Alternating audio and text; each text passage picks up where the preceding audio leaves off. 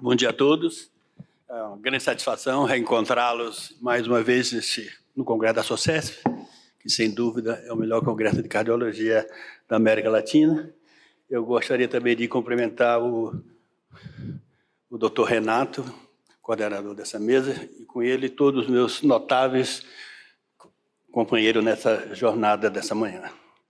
O tema que eu vou abordar é as sais comuns para todos nós, que é aquele paciente que tem alguma alteração do sistema renal. Falar de hipertensão no cenário da doença renal é uma coisa muito comum, porque eles são extremamente entrelaçados.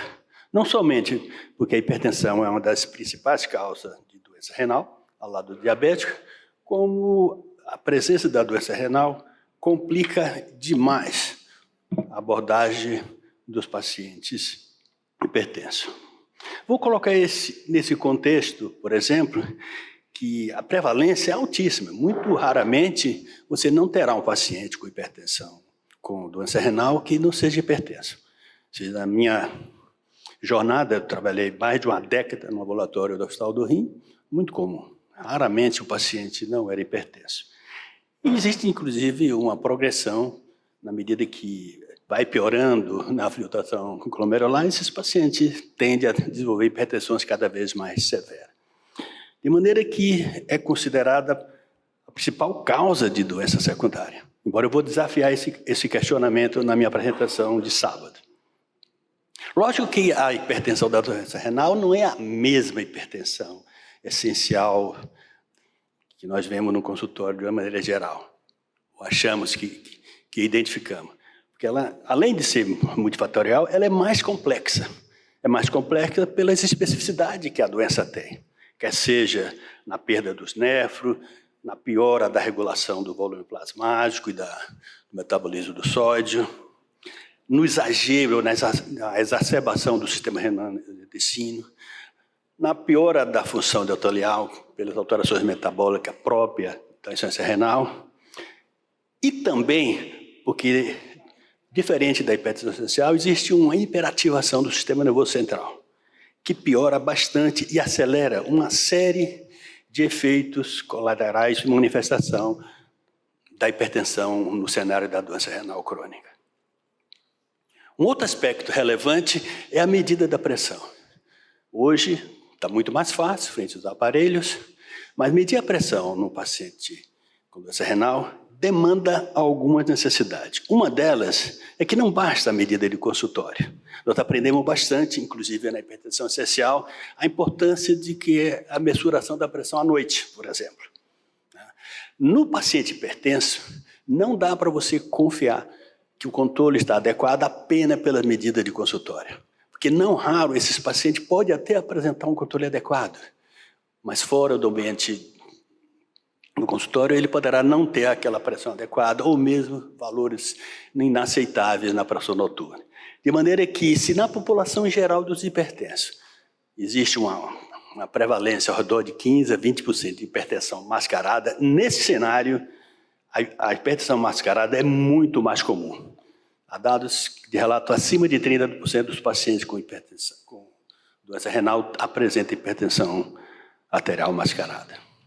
Um outro aspecto peculiar da doença renal é que não basta você estratificar por fases da piora da filtração glomerular em relação ao seu clíris. É importante monitorizar a evolução da presença, do aumento de albuminúria.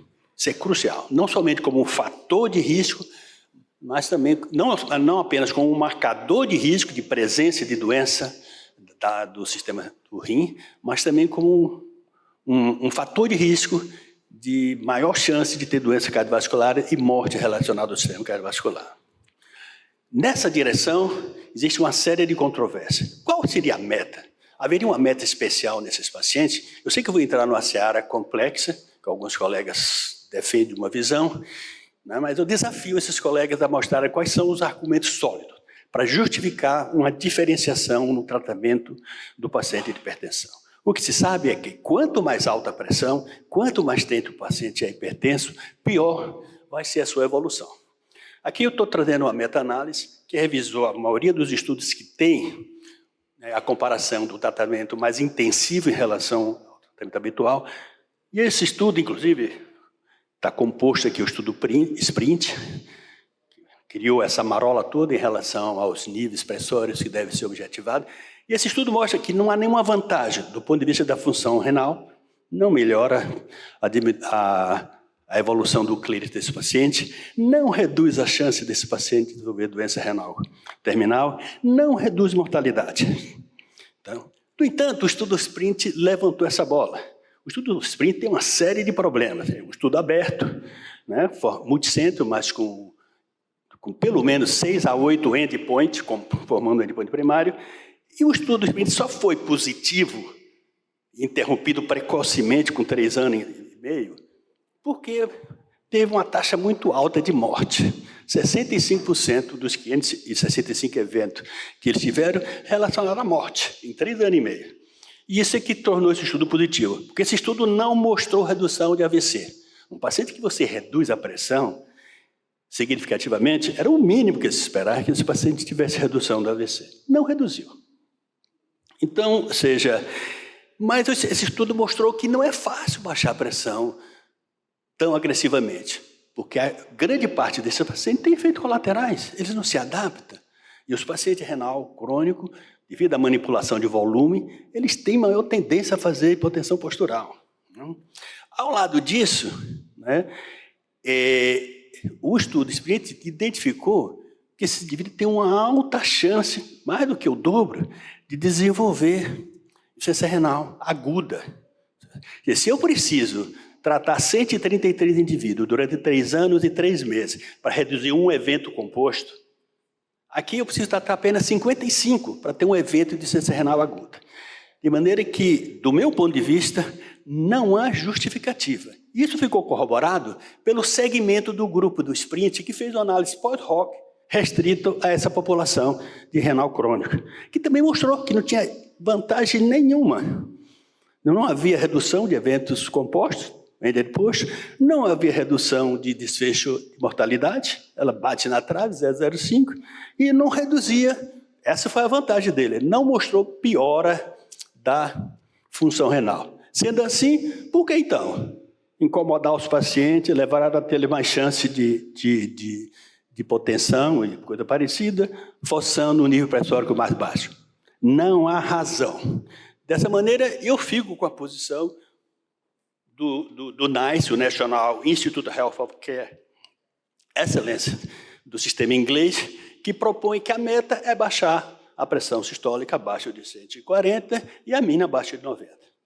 Mas, como a pressão é muito forte, eles fazem uma concessão, que eu não vejo justificativa nos ensaios clínicos que eu li, e eu li bastante, né? De que nos pacientes que tenham uma quantidade exagerada de albuminúria, talvez você devesse perseguir uma meta mais baixa. Não vejo argumento para isso. Muito bem. E como tratar? Trata-se da mesma forma? Não. Aqui existe mais uma especificidade da hipertensão. O tratamento nesses cenários, né, deve ser, aqui a indicação 1A, há uma concordância sobre isso, com inibidora da enzima de conversão, IECA, ou os bloqueadores do receptor da angiotensina. Essa é a droga. Está provado que essas drogas protegem os rins, né, e ajudam a reduzir eventos cardiovasculares. Mas está provado como? Está provado na população de diabético, principalmente naquelas que têm albuminúria. Da população não diabética sem albuminúria, não tem essa evidência. Mas isso está colocado um A. Estou colocando isso para vocês verem como as informações dependem de quem a interpreta. Se você tem compromisso, você pode interpretar de um jeito. Se você tem compromisso com a ciência e não com os amigos, você pode interpretar de outra maneira, como diz Platão. Né? Aristóteles disse que era muito amigo de Platão, mas ele era muito mais amigo da verdade. É um cenário complicado. Mas o tratamento se propõe, primeiro, inibidores de enzima de conversão, bloqueadores receptores, a droga de escolha. Geralmente, esses pacientes precisam de uma segunda droga. Nesse cenário, você pode usar os antagonistas do canal cálcio, de preferência diidoperidínico, porque eles têm proteção da função renal, e o diurético. Se precisar usar uma terceira droga, seria a combinação desses 3. Excepcionalmente, ou quase sempre, você precisa de uma quarta droga. E aí complica, porque se recomenda usar os inibidores, os antagonistas da alterona, mas esses indivíduos já têm a tendência a ter potássio alto. Você está dando uma droga que aumenta a potássio, você vem com a outra. Então, às vezes, é difícil essa manipulação. Eu vi isso na prática. Recentemente alguns anos atrás, foi publicado um estudo do CLIC, o CLIC Trial, que mudou uma concepção que a gente tinha, que diurético tiazídico não servia para nada na insuficiência renal avançada. Esse estudo mostrou que o clotaridoona, particularmente, é uma boa alternativa nesses pacientes que você tem dificuldade de introduzir a espironolactona. Um outro cenário diferente é naqueles pacientes que estão em diálise. Nesses pacientes, não vale isso que eu falei até agora. A droga de escolha não são os inibidores de enzima de conversão, nem os bloqueadores dos receptores da angiotensina. Não. A droga de escolha é os antagonistas do canal de Cauchy e os beta-bloqueadores. Né? Então, esses são o cenário em que você deve trabalhar. O diurético não funciona nesse, né? Porque a manipulação vai ser dada pela... E aí, se você precisar, você iria para os vasodilatadores direto, como a hidralazina. Um cenário que talvez contemple a minha apresentação, no título, que perceber depois, é que essas drogas, principalmente no sistema que atuam no sistema renina-angiotensina, quando você começa a aplicar no paciente, quase um número razoável deles tem elevação da creatinina. Isso incomoda o clínico. No entanto, não precisa incomodar muito, porque isso é comum, não traz grande consequência, os benefícios cardiovasculares se mantêm intactos, a evolução para a doença renal crônica é desacelerada. Isso só deve ser uma preocupação se essa elevação for substancial. Quanto? Pelo menos mais de 30%, 40%. Que aí você é obrigado a investigar se existem causas que poderiam estar contribuindo para essa gerada elevação da creatinina. E aí, lógico, a manipulação, o bom senso, sugere que você deve reduzir, né, essa droga até ter um esclarecimento melhor. Mas, de maneira geral, isso não é um grande problema na prática médica. Né? Um outro aspecto é que a gente sabe que nos pacientes pré-dialíticos, que está entrando numa fase onde se percebe que ele vai precisar de diálise, eu devo suspender essa droga, os inibidores de enzima de conversão e similares, porque não protege, não interfere nessa fase da doença? Por que isso virou uma questão? Porque alguns estudos observacionais sugeriram que nessa fase, né, estágio 4 para 5, esses pacientes melhorariam ou teriam uma evolução mais lenta para uma fase terminal se eu suspendesse essas drogas. Esse ensaio clínico, que é o Stop Essay Trial, provou que não é verdade isso. O estudo observacional é complicado você tomar ele como verdade. Isso não é verdade. Ou seja, de maneira que é indiferente. A evolução para a doença terminal irá inexoravelmente. E se você tirar essa droga, você provavelmente perderá uma das ações cruciais dessa droga, que é a redução de eventos cardiovasculares. Então, não retire.